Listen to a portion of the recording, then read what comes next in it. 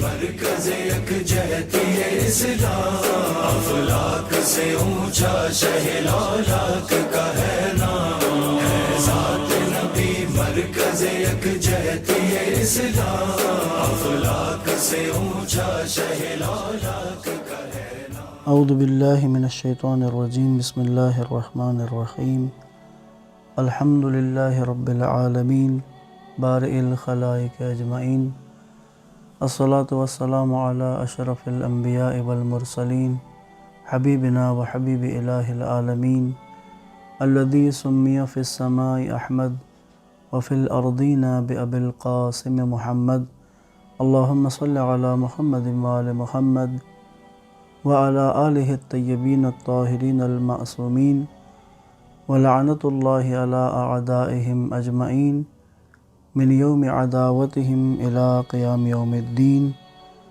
السلام علیکم ورحمۃ اللہ وبرکاتہ۔ سیرت النبی آڈیو سیریز کی آج 5ویں قسط، جیسا کہ کل کی قسط میں حضرت ہود علیہ السلام اور آپ کی قوم کے بارے میں آپ کے سامنے عرائض پیش کیے تھے، آج حضرت صالح علیہ السلام کے بارے میں جو نکات ہیں وہ آپ کی خدمت میں عرض کرتا ہوں۔ حضرت صالح علیہ السلام جس قوم کی طرف مبعوث ہوئے، یہ قوم ثمود کہلاتی ہے۔ ثمود کے بارے میں، قوم ثمود کے بارے میں جو بیان ہوا ہے اس کے مطابق ثمود جو ہے وہ قوم عاد کے باقی ماندہ لوگ تھے۔ عاد کے باقی ماندہ لوگ کہ جو اس علاقے میں آ کر آباد ہوئے۔ ثمود کا جو علاقہ ہے، اگر ہم نقشے پہ دیکھیں تو یہ مدینہ سے اوپر کی طرف، یعنی مدینہ سے اوپر اردن کی طرف اگر ہم جائیں تو جہاں پہ تبوک ہے، جہاں اور خیبر سے آگے، تو آج بھی ایک علاقہ وہاں پر موجودہ، اگر آپ گوگل میپ کو بھی دیکھیں تو وہاں پر مدائن صالح کے نام سے ایک علاقہ آج بھی اس کا نام ہے۔ اس کا قدیم نام جو ہے وہ الحجر تھا۔ یہی وہ جگہ ہے کہ جہاں پر آج سے چند ہزار سال پہلے قوم ثمود آباد تھی۔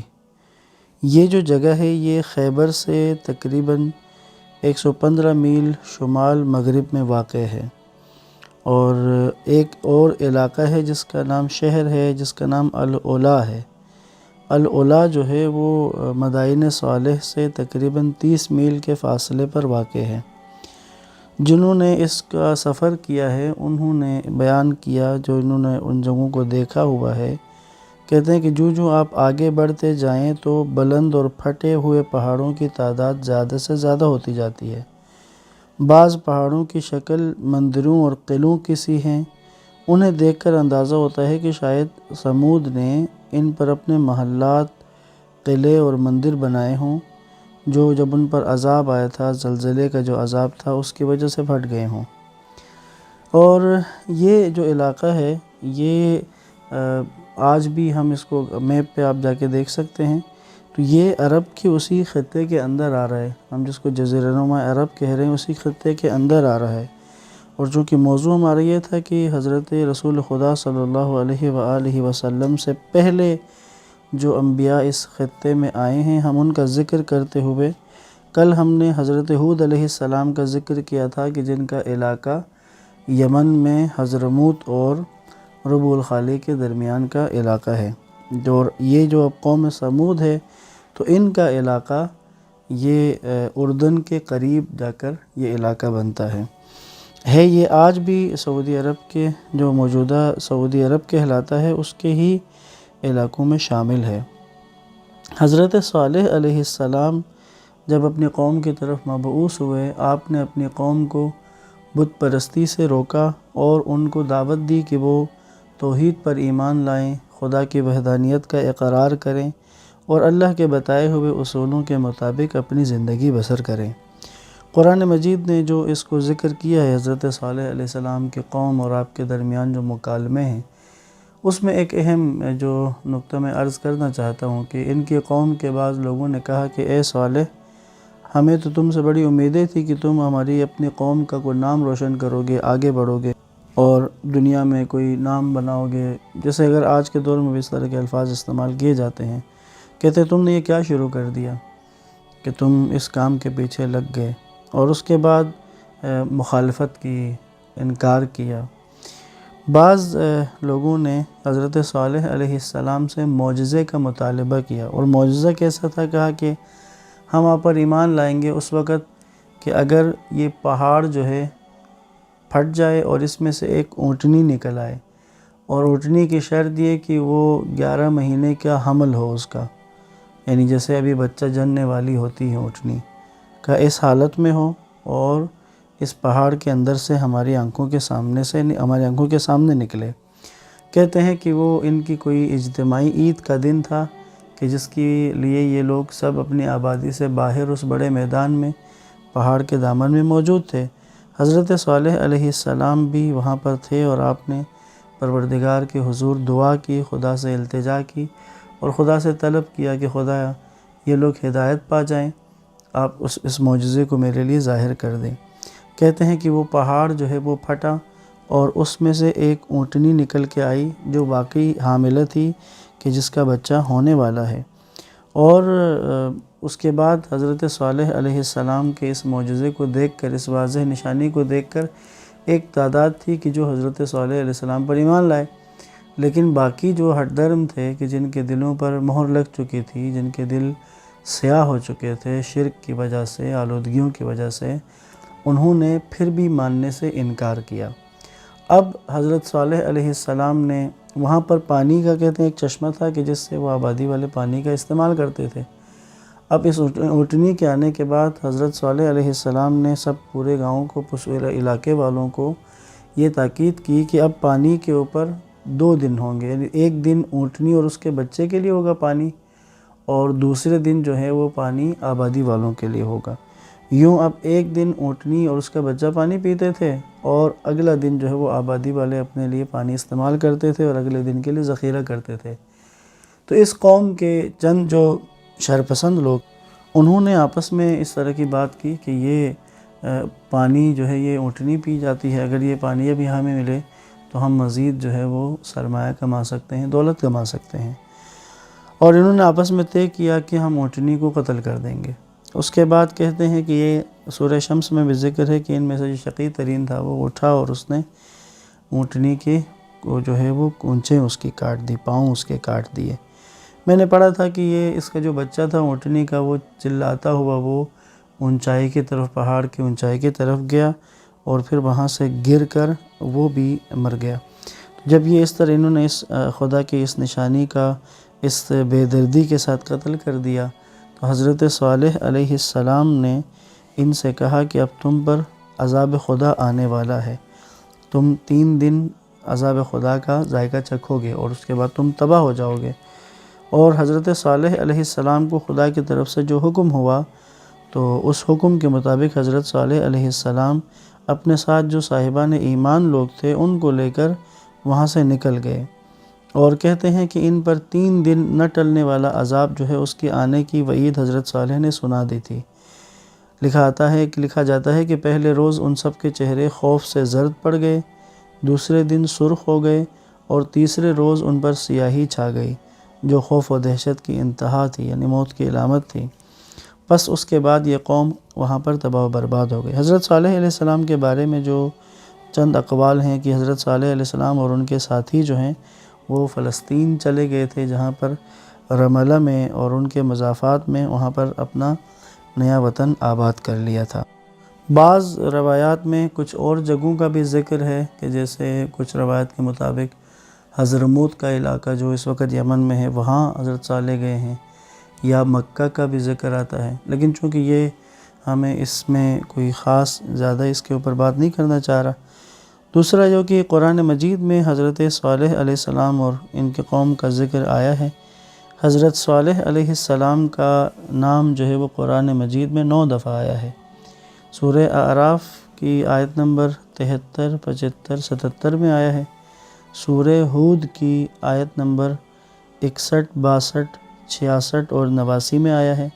سورہ شعراء کی آیت نمبر 142 میں، اور سورہ نمل کی آیت نمبر 45 نمبر آیت میں حضرت صالح علیہ السلام کا ذکر ہوا ہے۔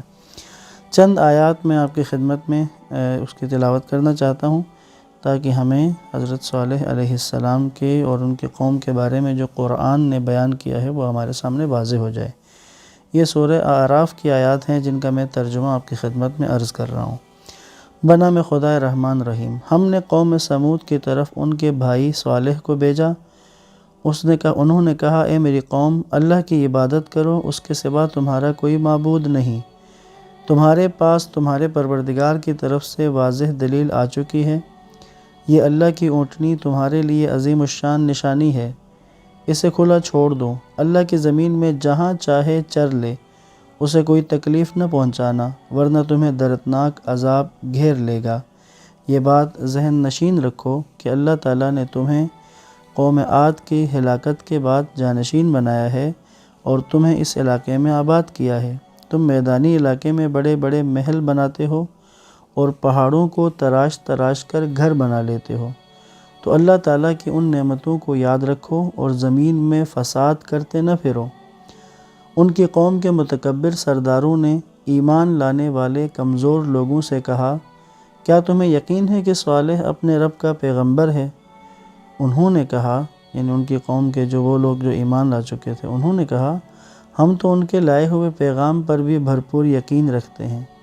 متکبرین کہنے لگے، جس چیز پر تم ایمان لائے ہو ہم واضح طور پر اس کا انکار کرتے ہیں۔ پھر انہوں نے اسی پر بس نہیں کی بلکہ اللہ کی اونٹنی کو، وہ جو اللہ کی نشانی تھی، اونٹنی تھی، اس کو زخمی کر دیا اور اپنے رب کے حکم سے اعلانیہ سرکشی کی اور کہنے لگے، اے صالح، اگر تو واقعی پیغمبر ہے تو وہ عذاب لے آ جس سے تو ہمیں ڈرا رہا ہے۔ بالآخر ایک زبردست زلزلے نے ان کو آ لیا اور وہ اپنے گھروں ہی میں ڈھیر ہو گئے۔ حضرت صالح ان سے ایک طرف ہو کر افسوس سے کہنے لگے، اے میری قوم، میں نے تمہیں اپنے رب تعالیٰ کا حکم پہنچا دیا تھا اور تم سے خیر خواہی کی تھی، لیکن تم اپنے خیر خواہوں کو اچھا نہیں سمجھتے۔ یہ قوم صالح جو ہے اس کی ایک جو صفت تھی جو ان آیات میں بھی بیان ہوئی کہ یہ پہاڑوں کو تراش کر گھر بنا لیتے تھے۔ بعض کے مطابق تو یہ پتھر کو تراش کے اس کو ایک خاص حالت میں لا کر اس سے مکان تعمیر کرتے تھے، اور اس کے علاوہ یہ ہے کہ پہاڑوں کو کھود کے، یعنی سرنگ بنا کے، خندق بنا کے اس کے اندر جا کے گھر بناتے تھے، اور یہ اس کام میں اتنے ماہر تھے کہ روشنی کا، ہوا کا جو انتظام جو ہے اس پہاڑ کو تراش کے جو اندر گھر بنائے ہے اس میں پورا انتظام ہوتا تھا۔ ابھی پچھلی صدی میں جو کھدائی کے ذریعے آثار قدیمہ کے محکموں کی کھدائی میں مدائن صالح میں ہی حضرت صالح علیہ السلام کی قوم کی باقیات اور اس زمانے کی عمارتیں وہاں پر کھدائی میں سامنے آئی ہیں۔ آپ اگر میپ کو کھولیں گے تو ریڈ سی جو ہے، ریڈ سی میں علوجہ ان کی بندرگاہ ہے، اسی سے آگے جہاں پر العلا شہر ہے، دارالحمراء ایک شہر ہے، تیمہ ہے، یہ اس طرح 3-4 جگہ ہیں میپ پر اگر آپ دیکھیں تو اسی کے آس پاس میں قوم سمود کا وہ علاقہ ہے کہ جہاں پر حضرت صالح علیہ السلام تشریف لائے تھے اور آ کر انہوں نے اس خطے کے لوگوں کو خدا کے دین کی طرف، توحید کی طرف دعوت دی تھی۔ بس یہ جو خطہ عرب ہے، اس پر آنے والے یہ انبیاء، انہوں نے ان علاقوں میں ان لوگوں کو جو تبلیغات کی ہیں، تو یہ تاریخی حقائق ہیں، قرآن نے اس پر بات کی ہوئی ہے۔ ایک آدھ بات اور یہ کہنا چاہوں گا کہ یہ جو انبیاء کا یہاں پر آنا ہے، اور یہ جو قومیں تھیں، جو انبیاء کی قومیں جو ہیں، جیسے سمود ہے، عاد ہے، ان کو عرب بائدہ کہا جاتا ہے۔ بائدہ عرب بائدہ، یعنی یہ وہ عرب تھے جو کہ ختم ہو گئے، جو تباہ ہو گئے۔ اور قوم عاد کا ذکر ہم نے کل کیا تھا، آج ہم نے قوم سمود کا ذکر کیا ہے۔ انشاءاللہ اس کے بعد اگلے مرحلے میں جو دیگر پیغمبران اس خطے میں آئے ان کا ہم ذکر کریں گے۔ آج یہیں تک اختتام کرتا ہوں۔ انشاءاللہ آپ سے گزارش ہے کہ انشاءاللہ یہ آڈیو سیریز جس میں آپ لوگ شامل ہیں، مزید بھی افراد کو اس میں ضرور شامل کریں، اور جو کلپ آپ کے پاس آتا ہے آپ اپنے جو گروپس ہیں اور اپنے کانٹیکٹس جو ہیں ان میں بھی آپ سینڈ کر سکتے ہیں، اور انشاءاللہ یہ کار خیر میں اور آپ مل کے اس کو جاری رکھیں گے۔ والسلام علیکم ورحمۃ اللہ وبرکاتہ۔